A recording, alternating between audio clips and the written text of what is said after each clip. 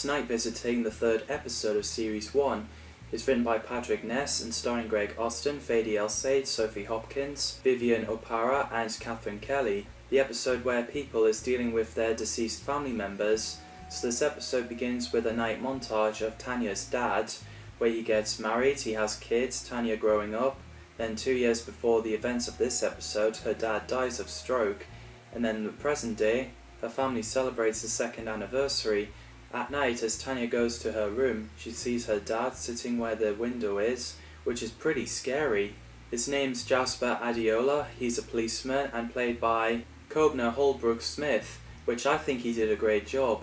Meanwhile, Ram sees his girlfriend in his bedroom, so he ran off. Miss Quill sees her sister, Olarath, who tried to kill Miss Quill at one point, and played by Anastasia Hill, and I think she's great as well. It reveals that the deceased people had those trunks sticking into their backs, which is freaky. Lankin targeted at victims by disguising themselves as their dead loved ones. If you grab their hands, you'll get pulled inside the time rift where Cole Hill is, and I like the fact that Miss Quill compared it to Chameleon.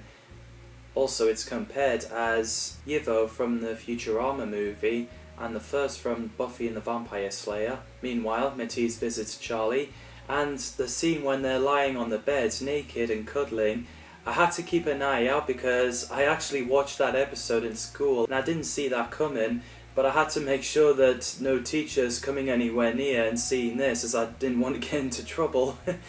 Yeah. So as they slept, Charlie gets a glimpse of his parents, but they disappear because Charlie doesn't connect well with them. We also learn that Matisse's parents threw Matisse out because they didn't like the idea of his son being gay. Ram and April met up at the bus stop. We learn that April's dad has been drink driving, which paralysed her mum, and he got himself in prison for it. The bit where old man talking to his mum and got pulled away, I was like, holy shit!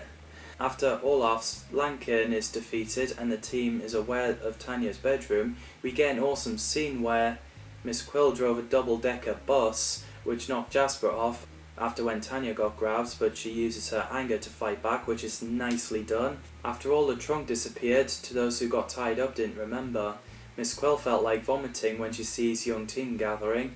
We got a nice moment where Tanya and her mum looking at the picture of Jasper. Ram and April's relationship are building up. Natasha Gordon played Vivian Adiola, who's from Nigeria, and treats Tanya like a child as she's 14. She's a brilliant character. Jarvis and Damon Adiola are Tanya's brothers. Sadly, I can't find the name of the actors, but I think they're great as well. This episode ends with Quill saying she's a warrior and warriors need guns. This is a pretty grim episode.